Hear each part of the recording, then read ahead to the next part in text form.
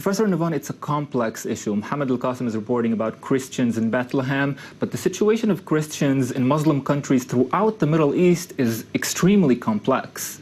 Including in Bethlehem itself, because the population, the Christian population of Bethlehem used to be about 80% in 1948. It was about 40 to 50%, depending on the statistics, in the late 90s, and today it's about between 10 and 20%.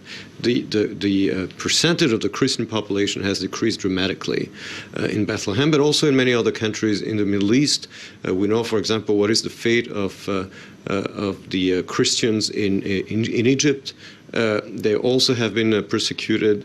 And generally speaking, of course, if you take the more radical example of the Islamic State, where no minorities are tolerated, and the Christians there are not only persecuted, but even murdered in the Islamic State. So yes, there has been a crisis of Christianity in the Middle East for many years. And this crisis, how do we see it playing out? Do they leave these Muslim countries because of persecution, or do they convert to Islam in some cases? No, in most cases, they simply leave. I mean, it was the case, for example, in Lebanon. Lebanon, used to be called the Switzerland of the Middle East.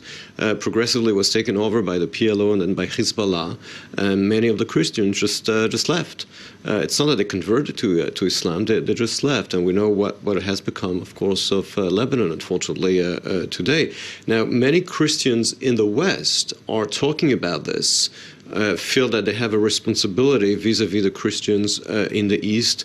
France, for example, which was the mandatory power in Lebanon before the Second World War, always felt they had this responsibility towards the Christians, but at the end of the day, when the civil war erupted in Lebanon, France and other Western powers did not exactly come to the rescue of the Christians. Well, we're always talking about what the West can do to alleviate the crises in the Middle East generally. What can Westerners do, Christian Westerners do, to help or somehow better the situations of Christians in Muslim countries in the Middle East? Is there something to do? They have some leverage on many of these countries, and I think that just mentioning the issue is a first step.